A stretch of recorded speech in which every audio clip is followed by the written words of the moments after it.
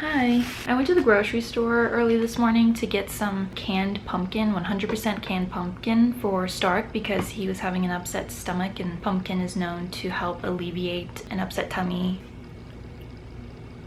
And while I was there, they were putting out fresh muffins, and they have pumpkin muffins. So I wanted to copy Stark and get something pumpkin myself.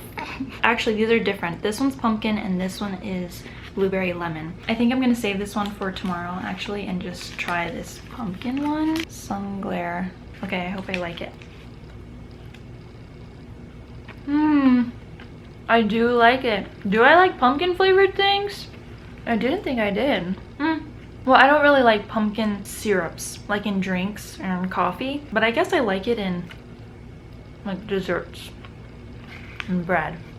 Wow, this is amazing. Also, while I was out getting the pumpkin for Stark, I was thinking I wanted to make him some homemade pumpkin treats in little molds. So I went to Michael's and found these little ghosts. They're so cute, and they were 50% off. They also had some like doggy molds, like there was bones and little paw prints, but those weren't 50% off, so I'm getting these. I'll get those later though, after October.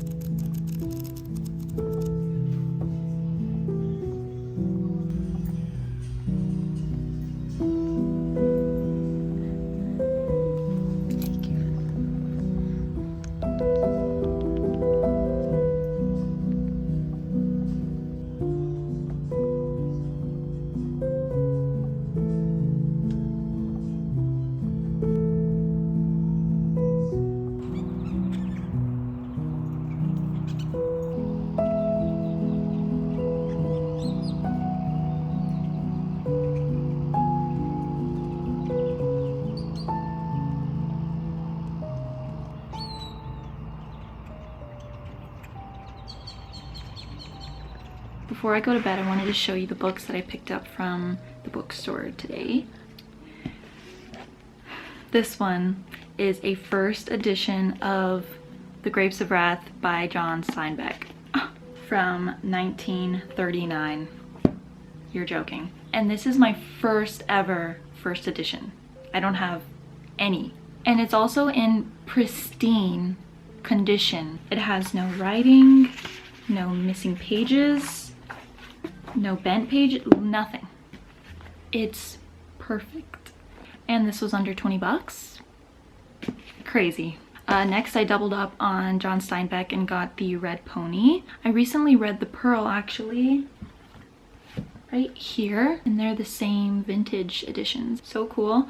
But yeah, I recently read The Pearl and really loved it, so naturally I picked this one up hoping that it would hit the same way. It's told from the perspective of a young boy growing up on a ranch, which I think I will love because I grew up devouring Hank the Cowdog books. And not to compare Hank the Cowdog with Steinbeck, let's just say they both know how to make the dust and dirt feel alive in a story. Any story set on a ranch feels very nostalgic and homey to me. So I've been trying to collect books that tell a more honest side of American history and not just what we learned in high school, but stories told from the people who lived it. So I picked up 12 Years a Slave by Solomon Northup. This one feels like one of those essential texts that everyone should sit with at one point. It's a very well-known memoir that's actually also a movie, which I haven't seen yet. It's been on my watch list for a while. But now that I have the book, I'm definitely going to wait to watch it until I read this one. And on the back, it says, Northup's extremely detailed description of Washington in 1841 is an important part of understanding that African slaves built many of the monuments in Washington, including the Capitol and part of the original Executive Mansion, which seems like a very important chapter of American history that every American should know about and never forget. I also picked up Invisible Man by Ralph Ellison. This one is one that I've been meaning to read for forever. I know a lot of its contents, but I want to understand the book for myself beyond secondhand interpretation. Next, I picked up Maya Angelou's Wouldn't Take Nothing for My Journey Now. This is a collection of reflective essays by Miss Angelou, and I actually read the first one in the bookstore in Always a Woman and really loved it. So I'm excited to read more.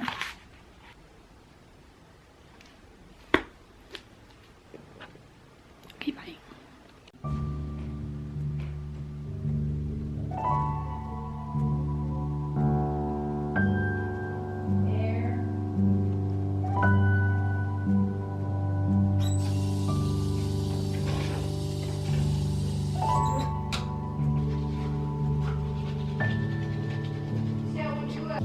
I forgot you owe me apple pie.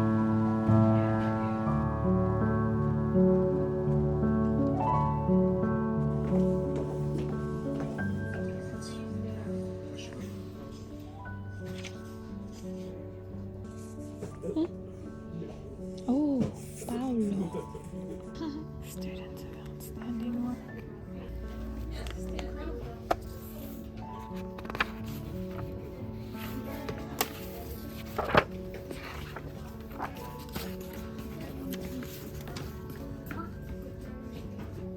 I even have my yearbook from where I was grandpaing. Everything they offered me.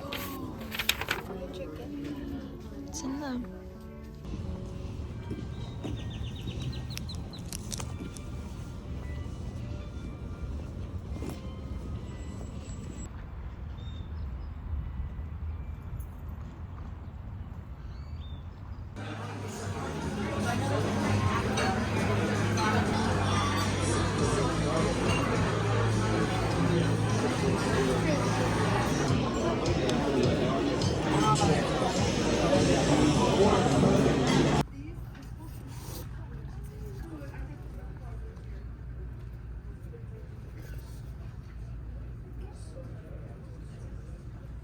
Look at this one.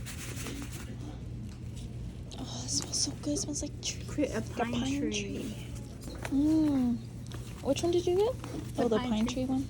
This one smells like cinnamon. Cinnamon's like my favorite. Pumpkin. Ooh.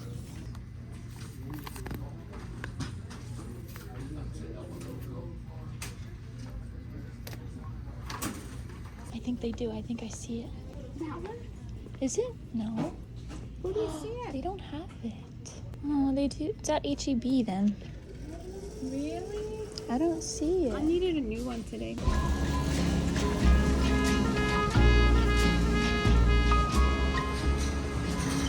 They're almost gone.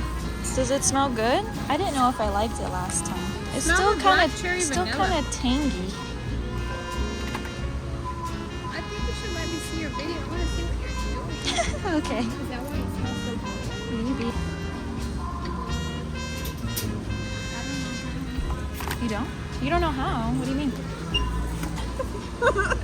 Ew, no. This is the best one.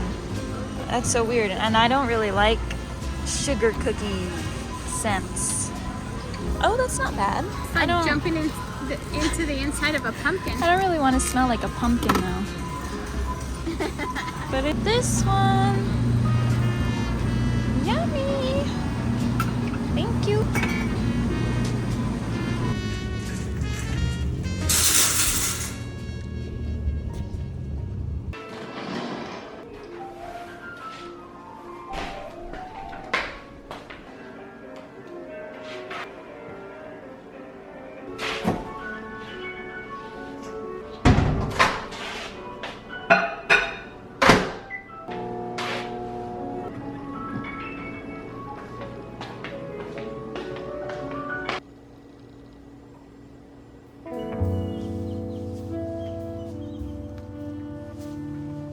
Hi, I'm about to take a bath, but I wanted to show you my recent Goodwill find, which is a whole unopened package of IKEA tea lights.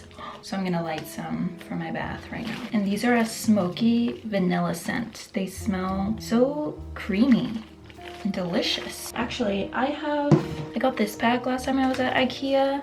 That one.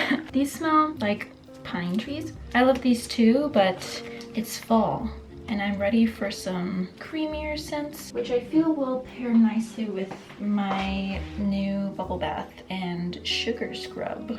My mom and I both got the black cherry and vanilla.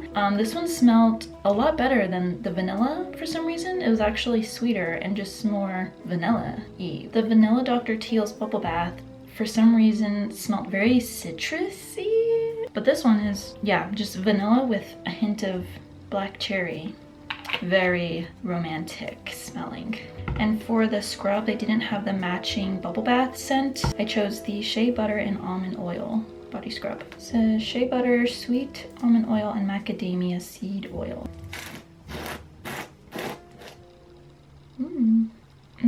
Creamy. Everything's creamy.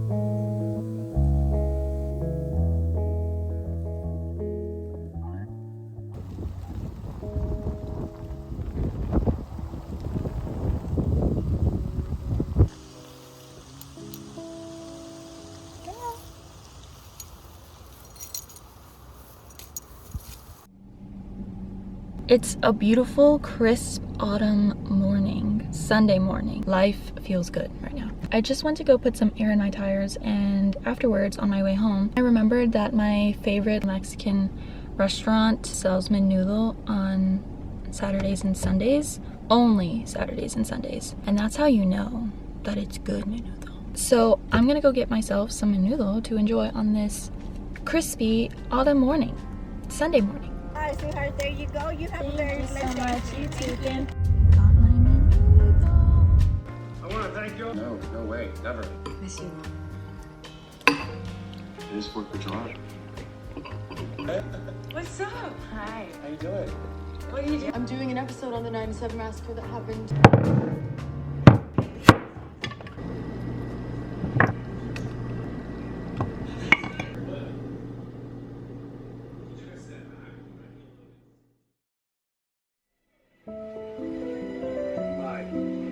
I do not know your city. Then visit a museum. London. I have recently arrived from. I am Prince Vlad. This way. Frailty and beauty is to be found nowhere else.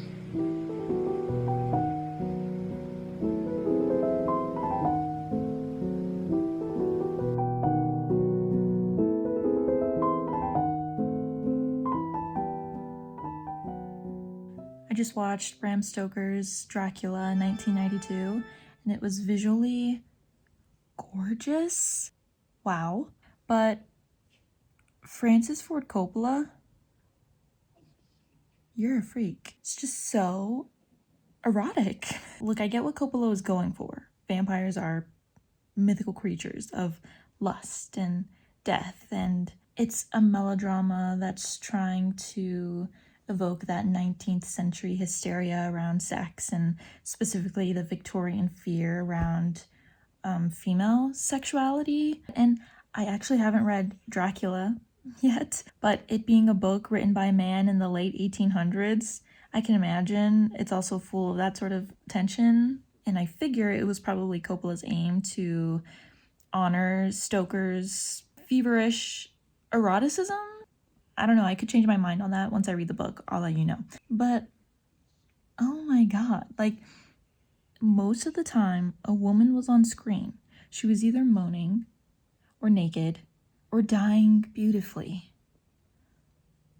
I love art that celebrates desire, but not when it choreographs it specifically for the male ego. There's just a very clear difference between a woman owning her sexuality and a director displaying it for the male gaze. And maybe that's the whole point. Dracula sees women as things to possess rather than people to love, but it still felt, sorry, I'm rewatching it as I'm giving this little review, but it still felt like the film was enjoying the objectification a little bit too much. Yes, it's camp, but it was still kind of exhausting after a while. There's only so many slow-mo moans and heaving corsets I can take before rolling my eyes, you know? But what can you expect? A 90s horror film without sexism? Get real. It's not happening. It's never happened. Still, though, I couldn't look away. I gotta give it to him. Coppola painted lust like a religion. I mean, I gotta respect the devotion there. The artistic ambition was incredible. Just think romantic rot. No. Like obsessive rot. No. Lustful rot. That's what this film was. And visually, it's perfect in my opinion. To my taste, at least. I loved the candlelit glow and the decadent costumes, the velvet gowns, the lace, the saturated reds. Oh my god, I love red. I love the color red. The deep blues and blacks and the gothic architecture and the gothic maximalism in general. It's just so lush. So lush and delicious. It's too good. It's too good. So I really enjoyed it, but mostly because it was just so visually stimulating. I really want to watch the new Dracula movie that's out. Well, it's not out in the United States yet, but I have my ways. I already checked and I can watch it. But it's really late and I have work in the morning, so probably gonna wait on that, but cool movie.